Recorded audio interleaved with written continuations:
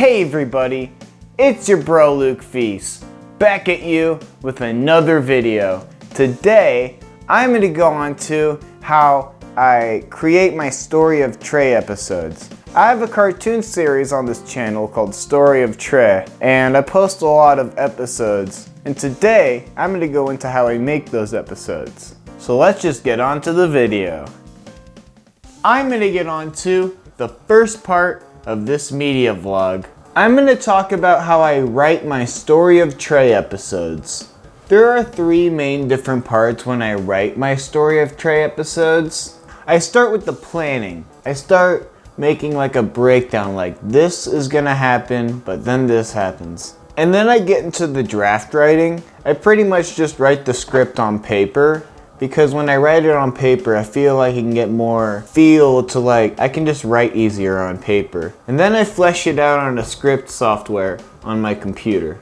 So I'm gonna get on to the planning. If you're new to the channel and you've been seeing the Story of Trey animations, that is an animation I've been working on for a really long time and I'm really passionate about it. But in my Story of Trey episodes, I have an episode called Cultathon, and I'll use that as an example of how I write my scripts, because that was one of my favorite episodes. If you haven't already, you can check the episode out right here. When I write the script, I start with a problem or a starting point. So something happens in the script, like in Cultathon.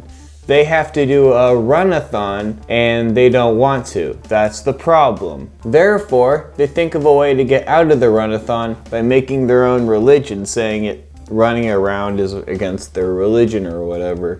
But then they accidentally create a real religion. Therefore, they get overwhelmed and try to end it. And that's why you get a plot that pushes itself forward. So yeah, making a linear plot and practicing that can help you a lot with your script writing. This is a draft, and I'm not gonna spoil it, but it's a draft that has a coffee stain on it, of a new upcoming episode of Story of Trey. I haven't actually fleshed it out on Celtic yet, which is a script writing software. That's pretty much how I draw it. But once I have a breakdown for the script and understand what's gonna happen within the film, it's a lot easier to write the script alongside the plan for the film.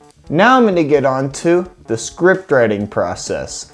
This is a software I have called Celtic, but if you want the nice version, there is a version of Celtic which is a nice script writing software that you can use to write scripts. There's a lot of script writing softwares that are good. I'm just going to open a new project to make a sample. And the professional way to do this, you start with the shot, whether it cuts to or fades to, cut in or whatever. The scene heading is where and when and what time of day the scene takes place. So you write interior for inside or EXT for outside. When you introduce a character like Trey, my cartoon character, the good way to do it is to capitalize the character and then add his age. And then if you want to add dialogue, you go to the character tab. And who says it? Trey says it. I'm bored. Sometimes, like for the Halloween episode, I just wrote the whole thing on paper because it was really short and I wanted to kind of get it done in time for Halloween. But I got more episodes coming out that are going to be even longer than that, so stay tuned. Now I'm going to get on to the voice acting.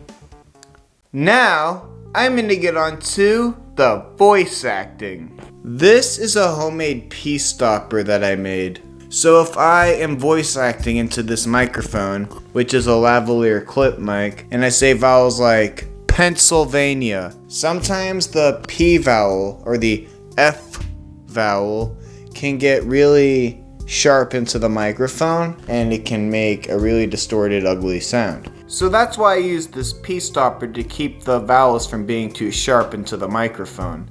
It's homemade and it looks really crappy. You can get actual ones from stores that are really nice, but this is cheap and it's just homemade and it's easy and I use it. Now before I start saying my vocal lines, I do my warm-ups. So there are vocal warm-ups I learned in theater. There's this one where I go like, you take your lips and you go like, and what it does is it loosens the jaw muscles or the lip muscles so you can enunciate a little better. I even like to relax my jaw right here. Relax my jawbone.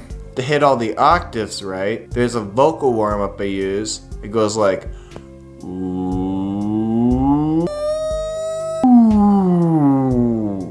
And that vocal warm-up helps me hit different octaves, and it's really helpful for different characters. Like when I voice Ethan, he has a higher tone, but he has a lower register or something like that. Or when I voice Andy, he's kind of nasally and I make my mouth go out so I can sound like Andy. But using that vocal warm-up can help me hit those characters' notes easier. Now, I'm going to get on to the drawing.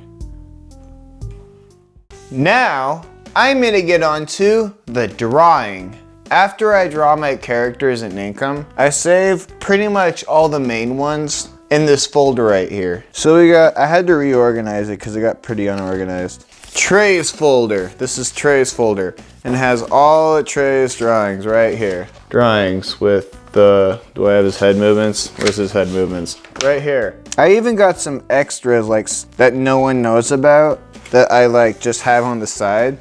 This one's Travis. He's just a background character. The teacher, Mr. Bird. So I got all these different characters saved. Now, I'm gonna go into how I draw my characters. Now, I'm gonna get onto how I draw my animations. I'm not gonna actually draw it, I'm just gonna explain how I draw it. So let's say I have this paper right here, and I'm gonna draw a character on it.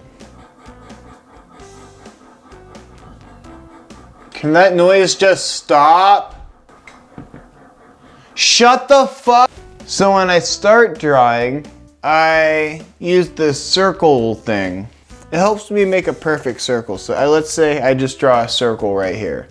And then with that circle, I draw details within the circle to draw my character. When I finish drawing the character, I can add layers over it and maybe add his head turning. I have animation tutorials where you can check that out. But when I do that, I can add this light underneath. And it's pretty bright, you can't even see my face right now because the dimness. But when I put another paper over, I can see through the paper and trace over it. So that's pretty cool. Now, I'm gonna get onto the keyframing. I'm just gonna go into detail of how I keyframe my animations, and I'm actually gonna keyframe an upcoming animation that I'm working on, just as an example. Now, I'm gonna get onto how I animate and keyframe my animations. I use a software called Adobe Animate. So these are different scenes to different episodes I'm working on. I'm just gonna work on this one that I'm working on. So after I draw all of the drawings in Income and color them on Illustrator, which I didn't actually get to today, then I'm able to keyframe it. I'm just gonna insert a scene and make a new blank scene. So I got these audio files right here from what I voice acted with. I can just drag that in, and then I add a layer. I'm just gonna copy these, paste them. So that's the teacher right here. And now I can just animate him doing stuff. So maybe right here, his eyebrows lift up. And I can add a keyframe right here, and his eyebrows go up. And then you can add the onion layer to see what's behind it. And then you can have his head turn. We can add a keyframe for that. An auto keyframe just adds a keyframe when you change anything. So I can just delete the head and it'll automatically add a keyframe. And maybe his head turns a little bit. And I got these different head turns right here. And they're all saved from the files, inked, and I can just drag them into the software. And then maybe his eyes move with his head. Maybe his head moves more. So yeah, that's pretty much how I animate it. And then we can add him blinking. Maybe he squints a little bit, squints a little more, completely blinks right here. He opens his eyes a little bit. And so yeah, we got him blinking now. And now we can add the mouth movements. And I got all these different vowels saved right here. So right here we can go delete the mouth, C vowel, E vowel, A vowel, and then the T vowel. So that's pretty much how I do it. I guess I can end that there now. So yeah. Thank you for watching that video. We have animation tutorials, media tutorials, tunes, films, and music, so stay tuned and have a great day. And stay tuned for my next video, which is a Fallout 3 gameplay video. These toons.